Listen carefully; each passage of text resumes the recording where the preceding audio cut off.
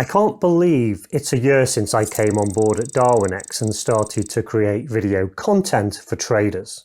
Also, I can't thank everyone enough for the feedback that you've given to me during that time. Many of you have said that my videos have meant you've completely changed your approach to trading, which is of course wonderful.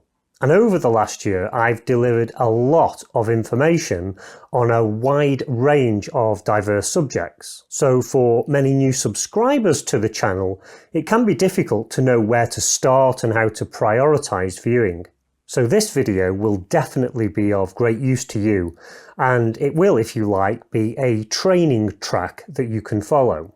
But also, for those of you that have been with me along the journey from the very beginning, there's definitely something in it for you too. I have many traders that get in contact with me directly and say that they've watched some of the videos maybe 2 or 3 times to get full advantage. And so in this anniversary episode, I'll be sharing with you the videos that I feel are the ones to prioritize for new subscribers, but also those where it's worth taking a second look at, even if you've seen them before. The videos I'll be choosing are those where I feel they have particular importance for traders to make real progress in their trading. They're the videos I wish I'd been able to watch many years ago to get me on the right track, and the ones that reveal findings that have had the biggest impact on me personally. In this episode, I'm going to focus on just one of the 3 Darwinex playlists that I've put together called Algo Trading for a Living, in which there are already 43 episodes with, I hope, many more to come. So let's take a look. I'm going to begin by looking at episodes 3 and 4. In these, I use what I find to be a really useful tree swing illustration that you might have seen before, but I put a trading context around it.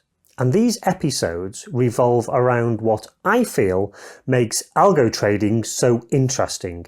It's the fact that there are actually so many different disciplines and techniques that you need to understand, and so much information and knowledge that you need to accrue if you're going to stand a chance of being successful.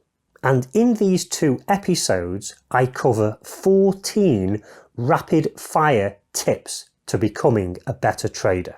So I cover a wide range of subjects, each of them in about 2 minutes. Subjects like over-leveraging, choosing the wrong broker and the implications of that, trading system development, the dangers of over-complicating your trading, price data issues, overfitting, maintaining your system edge, and much more.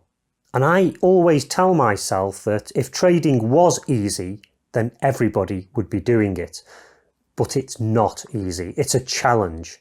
But hopefully these 2 videos will at least get you asking the right questions and get you researching the right topics to get on track.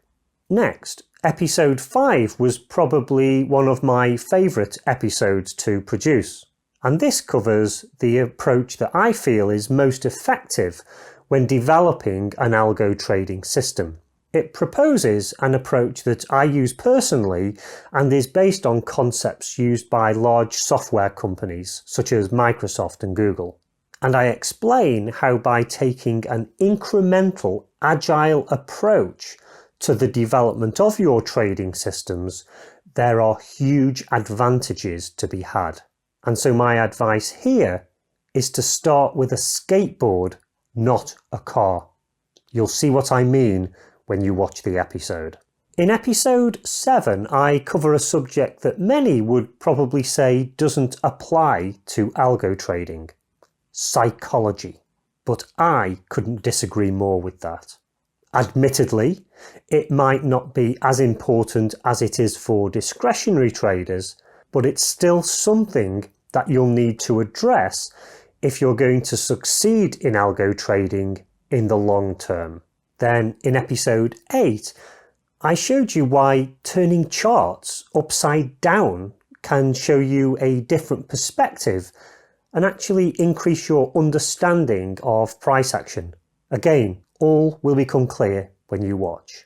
Now, the next 20 or so episodes in this playlist can probably be classed as a mini-series in their own right. Episodes 9 to 28 are all about best practice use of indicators. And wow, did the feedback I got on these videos surprise me just a little. It appears I hit on a subject here that so many of you were wanting clarity over. And from the feedback I received, I think I certainly delivered on that. You see, my view is that generally indicators are very often misused.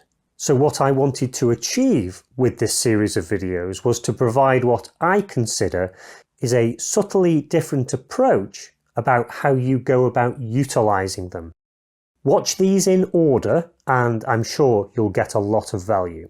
Next, I want to discuss another mini-series which was on the subject of portfolio diversification. For many of you, this will be fresh in your minds because it's a series of videos that I've just finished. But like so many other subjects in algo trading, again, it's a vital discipline to get right. Like I said at the beginning, there are so many skills and so much knowledge you need in order to be a successful algo trader.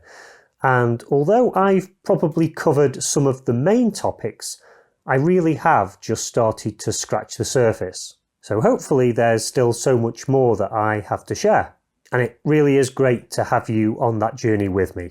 And now in the next episode, I'm going to have a similar approach for a different playlist. And I'm going to direct you to what I feel are the really important issues in my backtesting and optimization playlist. If that's already released, you'll see it top left now.